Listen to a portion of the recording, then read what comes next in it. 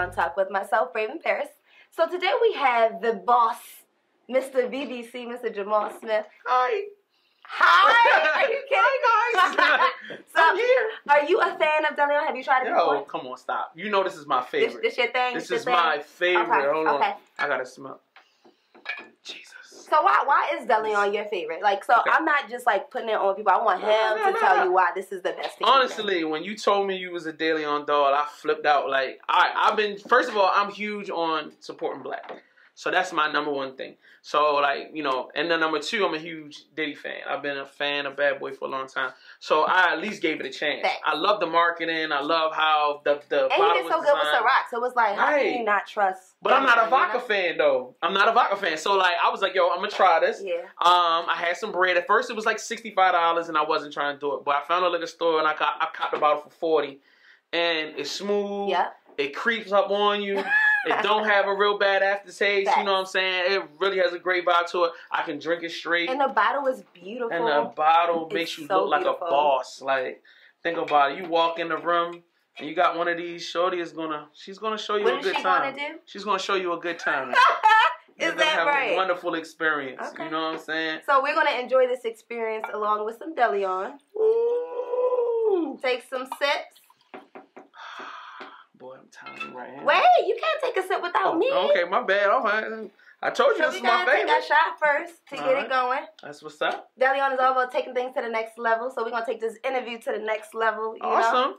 Take my shirt off now. Oh, Ah. we gotta wait. We gotta wait. All right, cool. We're gonna wait. We're gonna wait.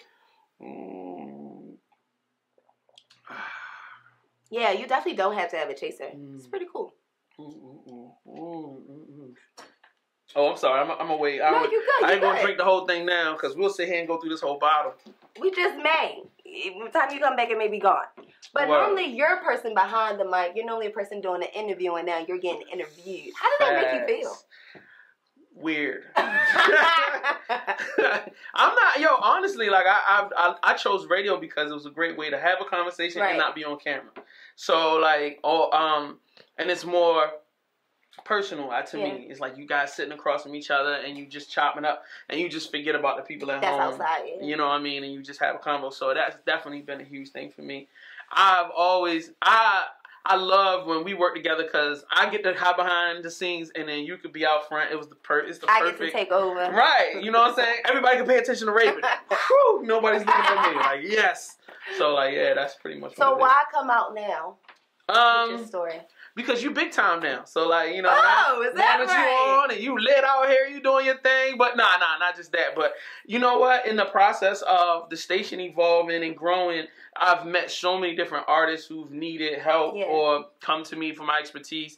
And they didn't know anything about my past. They didn't really, a lot of people didn't know about the station and how long we've been around. Like when we were telling people it was our 10-year anniversary last year, they were like, what? 10 years? I don't even. So it's just like, and then also, you know, management staff and other people just been like, yo, Jay, you need to tell your story. Hello. You need to get out I'm one of them. You are one of the main people. Yeah. Jay, you got it. And I'll just be like, eh. But in 2018, it's like, yo, I really felt like. You're taking it to the next level. Facts.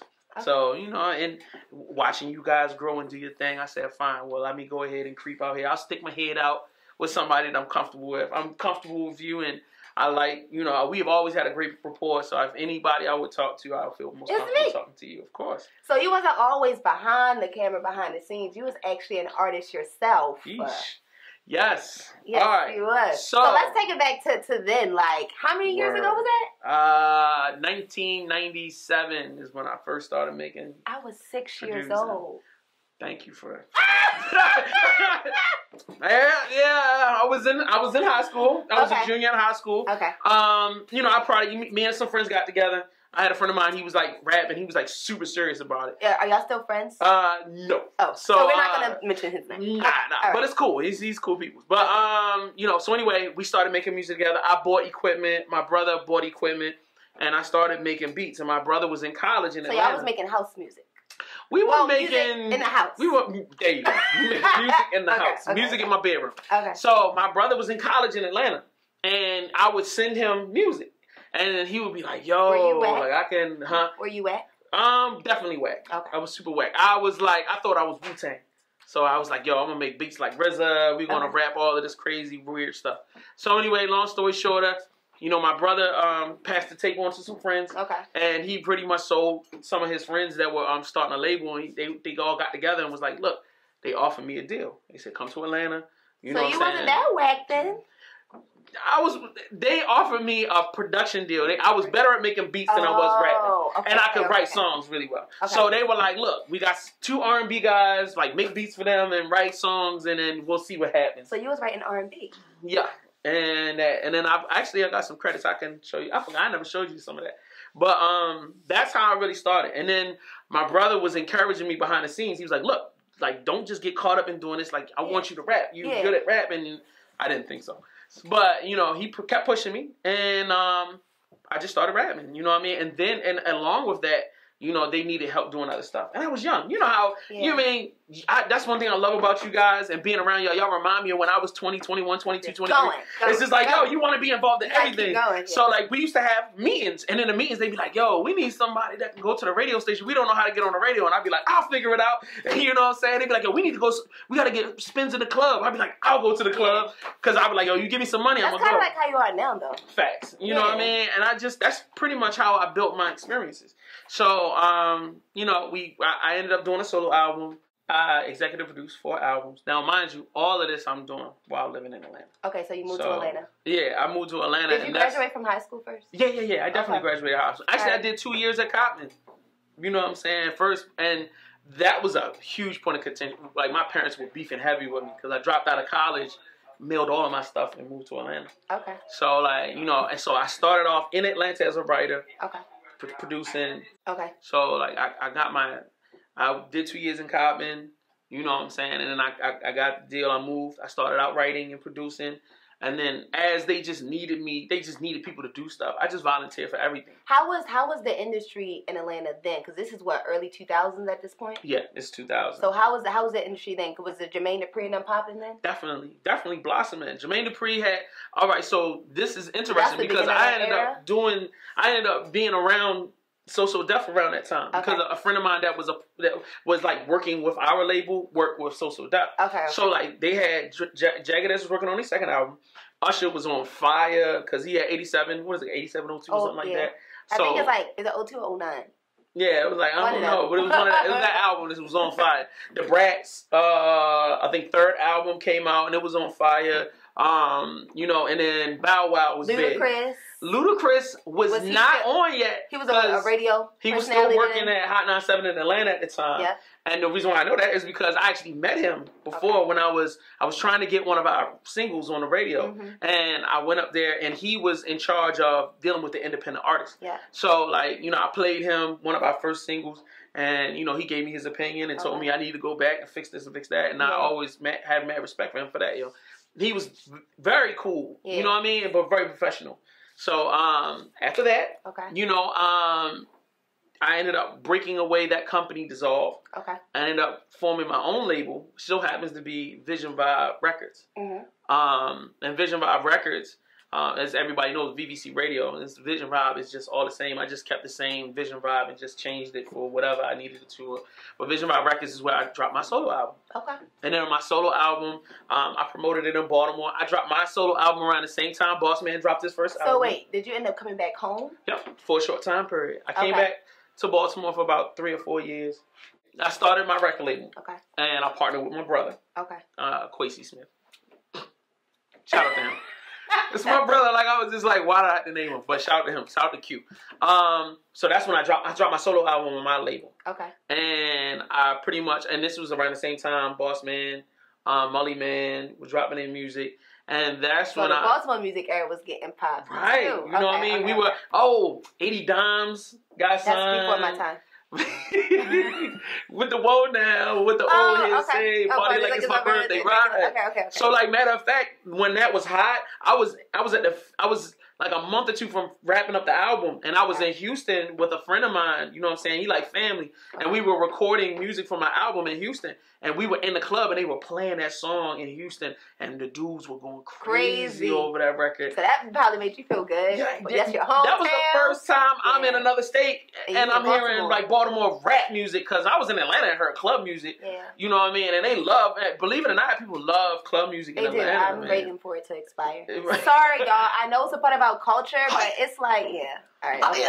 Yeah. Go ahead. I don't even make club music, but I felt that right in my heart.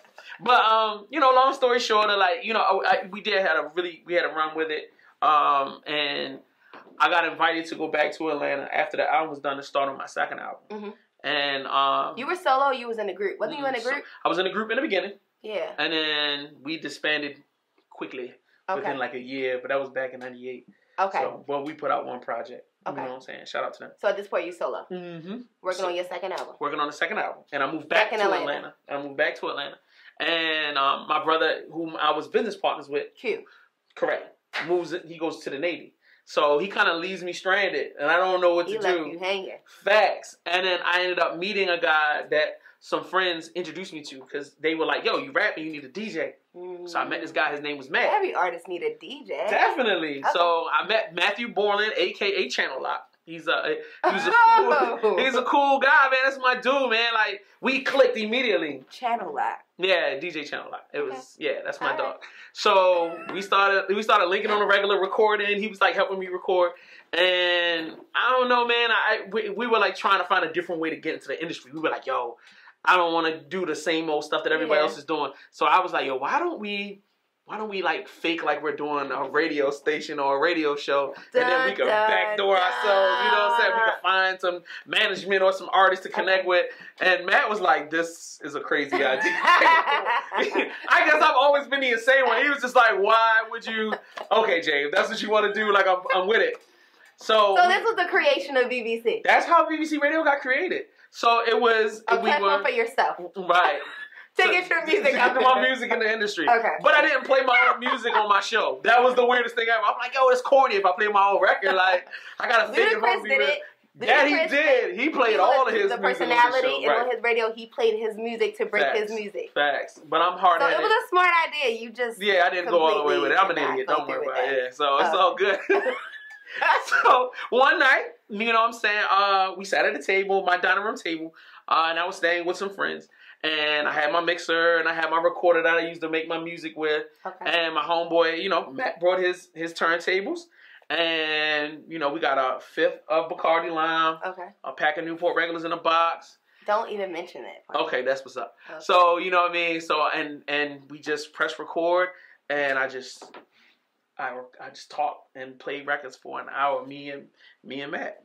Going back and forth. So you recorded this, You recorded this show because it's not a radio station at this point. You're just recording. I'm just recording. You're just recording.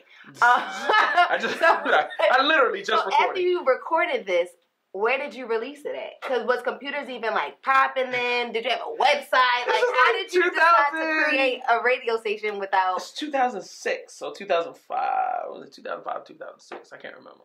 Or 2007. I can't. So yes, computers are popping. Okay. MySpace. MySpace was popping. MySpace was the spot at the time, all right? So I had like 6 MySpace pages, you know what I mean? So you was uploading the radio shows onto MySpace? Yes. So I think you were about to say no. I was about to say no, but it's kind of yes, kind of no. All right, so one of my best friends, you met him before, his name's Brandon. Yes. Tall, white dude, hair. So he built our first website. Okay, shout out to the white guy. Yeah, shout out to Brandon. Matt's white too, so that's messed up. It's totally racist, but it's all good. I love y'all. You know I love y'all. So he built the first website, and then we uploaded it to the website. Okay. And it was technically a podcast. Yes. That's exactly what it's about. It was all pre-recorded, and we put it up. So I wasn't really focused on being popular. It was like, let me put this up so I can email artists and get them to call in, and I can talk to the managers and try to hook stuff up. But after the first episode, number one, I enjoyed the entire experience. Okay. I really loved it. Just talking about music and playing. I am not a big radio person, but I love B-side records and stuff like that. Okay. So I could play records that I really love.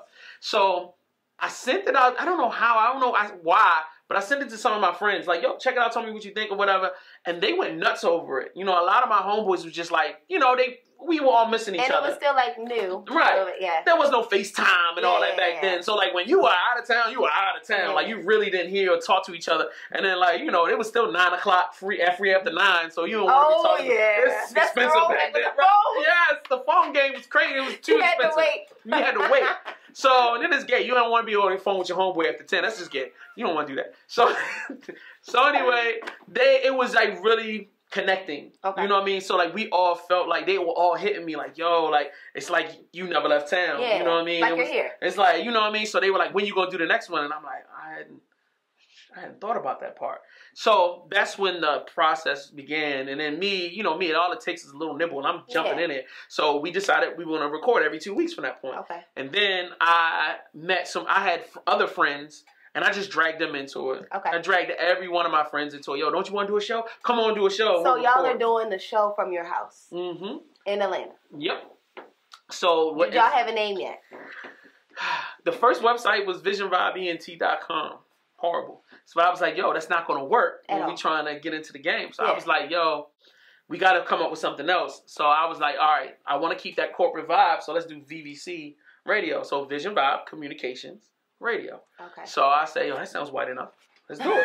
So we did that. So like, once we launched it off, then we made another website. And then at that point, we had 4 shows. Okay. So then, DJ Channel Lock, he did a show with nothing but like DJing underground music because he loves underground hip hop. Mm-hmm. So and then we had another show called Top 20 Takeover with a friend of mine whom I had met while I was rapping, and I serviced my record to him because he was working at another radio station in Atlanta. Okay. And we were actually working together at there was an internet provider called Earthlink. Okay. That was like AOL. Like you could like get the little CD, put it in your computer, and get internet through them. Mm-hmm. And we both worked in the mailroom. I'm telling you, this is crazy. So he was working at a radio station. I was still rapping, and we had like became friends. Okay. So I reached out to him through MySpace and said, "Yo, bro, I'm back in Atlanta. Like, yo, I'm doing a radio thing. Why don't you come help me out?" He was like, "I'm not doing radio anymore, but I want to come through." So anyway, I ended up linking up with him, and that's how we ended up forming, the bond. And then I had another friend named Certified that he came in. So anyway, long story short, everything just starts evolving. We end up getting an office, me and my friend, and then we found a way to stream 24 hours. Okay. And once we did that, that's when things really started taking off. And if you haven't guessed... So how were y'all able, because I'm sure y'all were still working, y'all 9 to 5, so how were you able to have something stream 24 hours and you couldn't be on air 24 hours? So we had to find the programs that could automate the system so that I could upload the music, and then the music would play, and then we had skits and commercials that we pre-recorded, and then we would have the shows that we already played replay on different days and times. So that's the way we went about it. Did you buy more equipment besides than what you just had, what you started out? At this point, what's your equipment? All right. So by that point, I bought new recorders. I bought another mixer, so we had a backup one. Okay. I only had 2 microphones in the beginning, but I ended up buying like 6 total, which ended up being the worst idea ever. But you know what I'm saying? Because we would get really drunk, and then everybody's talking at the same time, and it would just be crazy. But more microphones. We actually ended up, now before Skype became something we could really use, I had a house phone. So we went and bought like an office phone with a speaker, and then we put a mic on the speaker, and then we would just talk into it. That's how we would take phone calls. So it could pick up. Yeah, so it would pick up. So my Adina Howard interview, my Capadonna interview, and all of these different celebrities I interviewed them, Yellow Wolf, and just a lot of different artists. We interviewed, and I'm using a speakerphone. And we're talking, and it was just crazy. Started from the bottom, now you're here. Okay. So all it took was probably a month before I said, screw all this rap stuff. I enjoy doing it. I love doing this. I don't want to do nothing else. And they kept saying, come on, man, we got to get in the studio and record some music. I'll get to it. Yeah. We got to put this mixtape out. All right, but I want to get this. And you never looked back? Nah, I never looked back. Never looked back. So how many years did you end up keeping VBC in Atlanta, and when did you end up moving it to Baltimore? So what ended up happening is I actually went all in probably like our 4th year in, meaning that I quit my day job and I was doing it full time, and we were making some money. What year is this? So we're talking 2009. Okay. So I graduated high school 2009, guys. Okay, turn up. There you go. Yeah, we taking things to the next level, okay? Oh. She leveled up. Spicy.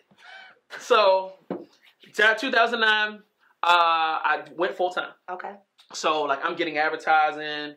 At this point, we have 10 shows now. Are you here? Nope, I'm still in Atlanta. I'm still in Atlanta. Okay. We pretty much don't know what we're doing, and everything kind of falls apart.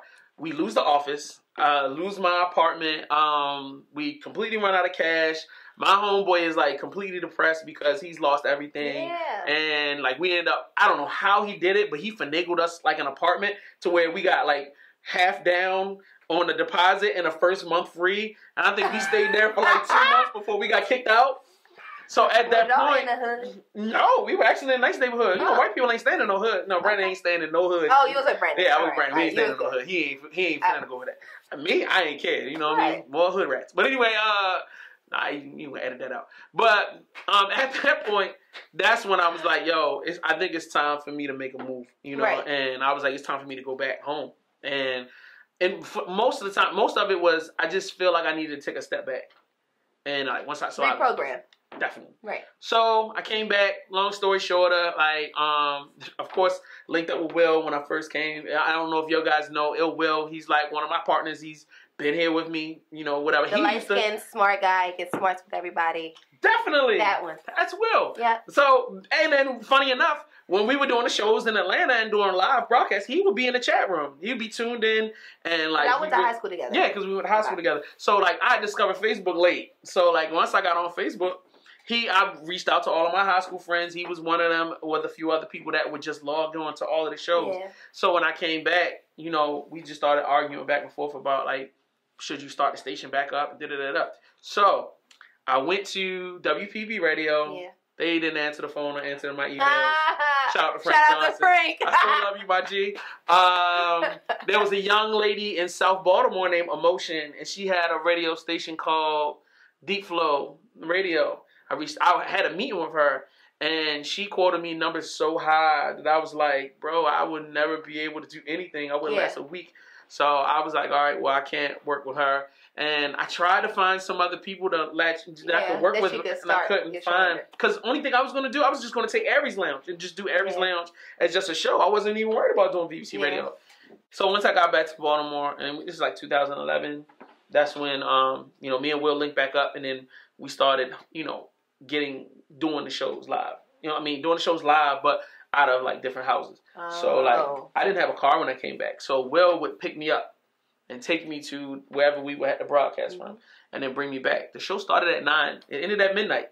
So this dude on a weeknight. Y'all kind of kept that format. Definitely. For years, many years, we kept that format. So, you know, that was until we got our own office. Then what made you want to take that step to now I'm going to create an actual real radio station? I got to a place where I passed 35. I think I got like 36. And then it's like there's a point where when I got to take it to the next level. Right. It's either I'm going to stop and find something else to do, or I got to make this financially viable. I've got to make it work. So that's when I dug in. And you know what I mean? That's when it was like, you know, we started airing the slots, you know, selling time slots, and then, you know, and then another component, and that's just being completely honest. Like you were one of those people where once I met you and we really started collaborating, I was like, yo, yeah, I see how she's making it work. Now, if I could continue to build and finesse, like we kind of built off of each other, you know what I mean? I was able to take things to another space. And then, you know, I met Mr. Mitra and, you know, I met some other components. And then, like, once we got together, like, it definitely was like a form together, like Voltron thing. So everything just started moving like super fast. So, you know, and from that point, I try my best to stay in the background so that I can, you know, move pieces so that everybody can grow and that the money can keep flowing and we can keep doing amazing things. So. I feel like people, since you are so behind the scenes, like people hear VVC and it kind of is like it came up out the blue. People don't know like it's been here for such a long time, but they also don't know the love that you actually do have for the music because they didn't know your background. So it's like, where do this love come from that you really like? Because we done had conversations about artists, whereas though it's like, I really want to help him do this. I've been there, done. I don't want him to make this mistake. So it's like, where did this love for the music and want to help come from? A lot of that came from me being an artist and struggling. There was a time period when my brother was, you know, getting married and he was living in Atlanta and I was in Baltimore. So I felt alone. So I'm at flea markets selling music. I'm in the studios by myself. I'm trying to sell stuff. I'm trying to get radio play by myself. and that loneliness and that desperation and that depression because, you know, your friends will kind of rock with you. Your family will kind of rock with you, but they don't really, you know, they want to rock with you when you lit. Yeah. You know, when you out there and you making it, that's when they coming. But a lot of them don't want to help because they don't believe in it. They feel like you should have a real job. Yeah. So it means everything when I see somebody really busting their butt and they're talented and I know that their heart is in it. And it just makes me, it reminds me of when I was in that space. I really believed in my music. I really enjoyed what I did. I love what I did. And when I see artists, I literally see myself. And I'll be wanting to be like, yo, don't allow these people to take you off your dean. You know, don't allow nobody to stop your dream. Like, keep pushing. And if there's, like, there was no VVC Radio or even a WPB back when I was rapping. Yeah. None of this stuff existed. So, if you didn't know somebody, you were really out in the cold. Yeah. You know what I mean? So, like, even having our platforms and even you being accessible in the flows and being out in the streets and people being able to meet you, man, that gives you hope to keep building and keep grinding. And that's what drives me now. To keep moving forward because I want these young artists to believe and know that there's people that they can connect with and that they can build and take things to the next level, even if it's just encouragement. You know what I mean? Because sometimes that could be the difference between moving forward and quitting. And, you know, seeing something on Instagram is one thing, but having somebody that's been there and done that and said, look, I'm standing right here at the precipice, dude. I know there's a whole situation behind you, but you got to keep moving and you got to keep improving and you got to keep, you know what I mean? When I was coming up in the game, they were not nice. If my music was whack, they say, yo, this is whack. Bro, nah. I've had my producer come in the studio and I'm believing in it. I'm like, yeah, this is it. He'll stop it and erase the whole joint. He's erased whole tracks, vocals and everything and said, all right, now do it again. And walk out the studio, and I'm sitting there like, I'm about to kill this mother, you know? Serious stuff like that, you know what I mean? But at the time, I was in my feelings, but the reality is, it's like, yo, and his point is, if you're that good, then you can do it again. And, like, that's the thing that forces you to get better. It forces you to get more serious. That helps you to remember what you're doing. That's why I know a lot of people like, yo, I got to be high when I record. I be like, bro, being a professional is all about being able to create at any time, any place. Yeah. You know what I mean? And a lot of times, I'm like, yo, I love getting drunk like the next person. But, I mean, at the same time, like, there are times when I got to step back and I got to focus. Yeah. It's about that business. You know what I mean? We got to be in here and we've got to collaborate. We need to network. We've got to, you know, we got to put stuff on paper. We've got to come up with great ideas and stuff like that. So, like, those are the huge things. So, what do you think? Well, I know, for one, what separates the VVC from the WPBs or the other internet radio stations is the love for the music. But why do you think it took over 10 years for Baltimore to actually get to know who you are or who VVC is? Like, the importance of the station that you've put together. Right. What do you think is missing? I don't feel like that has been an issue. I honestly feel like we have done a better job of putting ourselves out there. Okay. You know, and we've partnered with great people like you and other individuals, even like Rennie G and all these other wonderful businesses. Right. You know what I mean? And we've kind of partnered with you guys, and you guys help push us out there.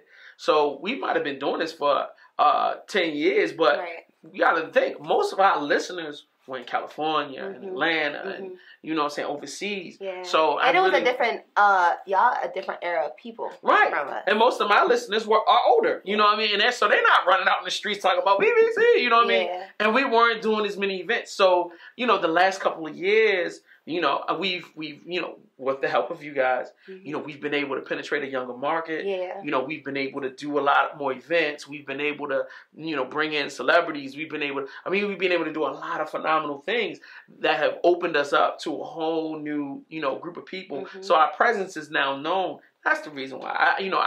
Baltimore has always supported me. Okay. Baltimore has always supported the radio station.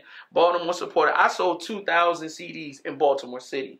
You know what I'm saying? 2,000 albums. When I was an artist, $10 a piece at the flea market. I remember having, because I had a table at the flea market every weekend. Kids used to come, buy the CD, come back and be like, I need another one. I want another one, because I had multiple albums, I had multiple projects. So I never looked at it like we haven't been supported. I think it's ridiculous when I feel like we expect to be like we expect the response of a Master P when we haven't invested as much as a Master P. I got you. So we have to grind. You've got to put that out there to get that marketing, to get that visibility. You've got to network like crazy. You know, it would be ridiculous for me to say 3 or 4 years ago, why didn't everybody like me or know me when I didn't even know who they were? Yeah. I didn't know what Inkwell or you know what I mean? I was in my little hole. I didn't know a lot of these people. So when I came out and introduced myself and I got to know them, they got to know me, and subsequently they got to know. And then we've had our rough beginnings with certain individuals, but I mean, a lot of that was just based off of getting to know each other and understanding what we're trying to do and what our missions are. So, you know, that's where we are now. And that's the blessing of just being able to partner with great people, you know, and then learning, having you guys around and the Fames and the Looks by Lloyds and the G's and this person. All these people help me learn. I have to learn. So with that comes the patience of everything will happen in time. And divine order. Definitely. So with this industry, it's all based on looks. Look is perception. Definitely. So it's like, I know you personally, you're not into like the fashion and or the design or look a certain way and presentation. So a lot of people don't want to work with you just because of presentation. Facts. So how does that make you feel? Because you have all this knowledge, you have this business, but it's like certain people don't want to talk to you based on a look. Word. I'm an emotional guy, so sometimes I might get upset about that. But I mean, the reality is, the more I get into the game, the more I understand that is a part of the business. So that's something that you're willing to adapt to, or you're like, hey, I'm here, this is who I am, I still have this to offer, you want to accept me for how I am. Correct. Well, not even just that. I mean, there's a part of that. I am very much that way. And I tell people like this all the time. When you create a product on your own, and it's profitable, and you don't have to depend on outside people. You can do what you want. You can do what you want, and you can force people to play your game. Yeah. You know what I mean? Because they need you. You don't need them, technically. However, as I've gotten older, the more I realize that what's wrong with, you know, getting a haircut and you know, coming out yourself. Right, you know what I mean? Getting a Deleon talk with a raven on. You know what I'm saying? Like, it's nothing wrong with that. You know, I think it's an issue of coming out of my comfort zone. There's the point of, you got to be comfortable with being uncomfortable. Facts. I still don't know what that means, but I'm running with it. You know what I mean? So those are the things. You know, I feel like both are fine as long as you're willing to deal with the repercussions of it. Yeah. You can stay in your cubbyhole and force everybody to play your way, but it will take you longer. Yeah. You know, you'll push away potentially a lot of great relationships. You know what I mean? And then I feel like it's harder for you to evolve when you're so tucked away. Yeah. And sometimes when you come out and you are forced to, you know, deal with your insecurities. Like smack you in the face. It can smack you in the face. But also, you experience the worst. It's like traveling. Excuse me. Yep, he gave me a nice wet shower. It's cool. There you go. I just wanted to make sure you felt it. That was bad. So, you know, it's just like travel. The more you travel, you know, the more you see the world, the more it changes your perspective of where you are and what you could be or where you can go. So that's pretty much that. Okay. So what is the biggest thing that you've learned in the industry, from you doing music to now you being a business owner, from you hitting rock bottom? What has been the biggest thing you've learned so far? Failing is my best friend. Failing is my best friend. I have a tattoo. It says you can't fly unless you let yourself fall. Facts. So literally, like, you have to fall and hit rock bottom before you can, like... Facts. Yeah. And sometimes rock bottom can happen multiple times. Yeah. But you gotta just keep going back up. You gotta get up. You know, it's just your life is all about learning, and you never really fail. It's just a lesson. If you're willing to disconnect from your anger or your frustration or your depression, and just look at, okay, what did I not do? What haven't I done? What can I do better? Well, is this relationship working or not working? Why is it not working? And what can I do differently? So that has been everything, because in the past, as an artist, as a creator, I'm so emotionally attached to the music, and you're like, you know, and you're scared because you put your life. My first album is my life story. If you would have listened to my album, the one with the video with the drop top, and you found a way to finesse it, you a finesser. Ah, yes, we're gonna get into that with the music video, right? In that album, I really tell my life story in that, so I'm very vulnerable. So if somebody was to be like, "Yo, it sucks," I could be thinking, when I was young, I'm thinking, you saying my life sucks? Oh my God. Like, all right, what am I going to do? Jump out the window, it's over. Like, slash my wrist, I'm going to bleed out on the floor. But like, you know, as you get older and you realize that people's opinions or, you know, your necessity to grow doesn't have anything to do with you personally, or it might be. Somebody be like, oh, you fat and we don't like fat. And they'd be like, but at the end of the day, even if somebody says that, it's not about me. Yeah. It's about whatever they had to deal with them. So that's a part of my learning. That was the biggest component of learning for me. Being okay with failing. Facts. What do you think your why is? My why is, the reason why I do this is my love for helping artists. My love for talking with people. I love conversation. I genuinely enjoy talking.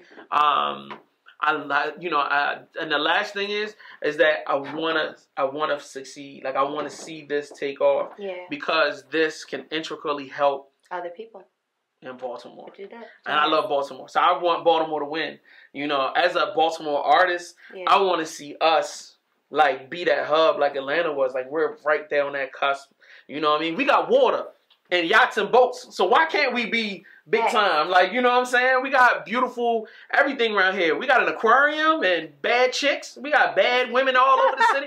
So come on, let's dress them up and put them on TV and do our own thing. Like, that's what I want. You know what I mean? That's it. But honestly, that is my why. And I won't stop. That's the reason why I can live anywhere I want to. My brother wants me to move to San Diego. I got family in Houston. They want me to be there. But I love Baltimore. Go ahead. So Deleon is all about taking your lifestyle to the next level. So how do you plan on taking your business, VVC, Jamal Smith? How do you plan on taking yourself and everything you're doing? Everything you're with to the next level. Well, the first thing we did is put fur on the walls in the studio. So that's the next level. Okay. That was one. What?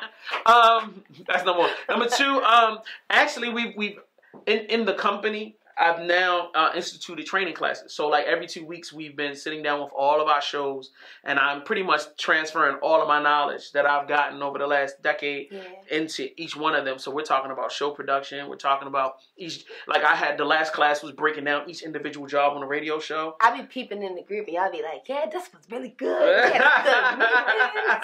Word. So it seemed to be impactful. It's definitely been impactful. Even we had a whole class on marketing. So like just showing them how they could find different ways to find their why and then how to use that why to market their brands. We have one coming up next weekend where we're going to be talking about social media development, how to market yourself on social media. So that's internally, you know, taking our shows and the people working in them and showing them how to be more successful in building their brands and building their shows and being more professional at creating greater content. I want great content. We've been doing a good job, but I want great, you know. Outside of that, we've got good is the new average now. Shout out to Quick. That's what Facts. You know, we gotta be great. Yeah. That's dope. So, 4 major community initiatives this year. Our beach party now is being rebranded as a community project. So, like, we've actually got some churches involved. They're going to be bringing kids out. When is that? That is in June, the third Saturday in June. Okay. So I forgot the date on top of my head, but I know it's the third Saturday in June, and we'll be in at Sandy Point. Okay. You can come down. We've got trap yoga at 10 a.m. Okay. We're gonna have free food for everybody. We've got we're gonna do a volleyball game. We've got we're gonna do a dodgeball tournament and a bunch of other stuff. So anyway, it's free for everybody. They can come out, eat, have a great time. There's gonna be a little bit of alcohol there. You know what I'm saying? Of course, we're doing the Crab Feast fundraiser for the Hip Hop Secret Santa. We're definitely intimately involved in that this year. And of course, we're going to end the year off with a huge Secret Santa project. Of course. That was beautiful. It was definitely a great time, and you were there. Thank you so much for your help. And this year, I think last year, we serviced 156 kids. And my goal is to service 300 children this year. Wow. So that's where we're going to do. And then on a personal level, just continue to teach. That's the thing. You know, taking my knowledge and pushing it in. And I've been on my diet game. So, you know what I mean? I've kept the 30 pounds off. Now I'm trying to get more. Okay. So I'm doing that. And, you know. What about dating? Your love life? Oh, boy. Yeah. I mean, you know. I don't know what that means. I don't know what to tell you, bro. Like, are you looking? Of course I'm looking. Like, what are you talking? He's crazy? All right. I just want to make sure. Yeah, you know. I don't know how to make that work. Yeah. We're going to take your relationship to the next level, too. Yeah, facts. Like, you know what I'm saying? Like, you know what it is, just hanging out with me. We don't know. Facts. Well, your birthday is coming up. March 31st, let's go! Yeah, so what is your, if you could say a wish and it could be granted, what would it be? That me and all of my friends could stay successful, keep rising and being more successful. To me, honestly, that's the biggest thing. All right, well, let's cheers to that. Ooh. Deleon. Sweet Mother Jesus. Did you just swallow that whole thing? Hell yeah. You're brave. Want me to take that? Take that off your hands? No, I can get it. No, it's over. Are you still recording? So we got an exclusive, right? Our guy, Jamal, you came up with the top off before featuring Beyonce. Okay. So make sure y'all stay tuned. Y'all keep like we about to drop this exclusive. What was it called?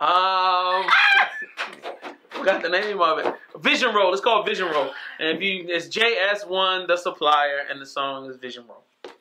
Keep it locked. Check it out. Yo, Rob, holla at a nigga. Yo, Verb, holla at a nigga, dog. You know what I'm saying? You know where y'all niggas at? Yo. Hell yeah, L. That's the shit I'm talking about. Yo, give me a kick, yo. Hell yeah. Just like that. Take it back to church on some real shit. You know what I'm saying? Yeah. Oh, shit. That's the shit I'm talking about. That's that motherfucking 2000 shit. Smoking. Yo. Baltimore, you got me open with token, drinking, smoking. From Walbrook, where them niggas out there tripping, loking. Who got that bomb green? Who got the baddest bitches? You're talking shit, nigga, best believe you get the stitches. We reppin' all the blocks. Don't trip, you might get shot. See niggas like the block, more white and yellow tops. They swear they down to the toes with scullies on they knots. We keep it gangsta, dog, or else you might get robbed. Who catch me with my squad? 4 deep up in my car, 4 cars up in my squad. In case some shit spark off, we up in Latin Palace. I try to please my palate.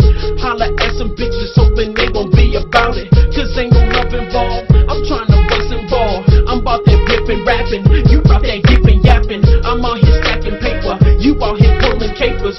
Up in Murderland, dog, where ain't no love to save ya. Up in Baltimore, bitchin' how we rollin'. Haters always open. Plotting on my don't. Now understand that this is not a game. Who wanna ride? Who wanna ride? Who wanna ride? Up in Baltimore, vision how we rollin'.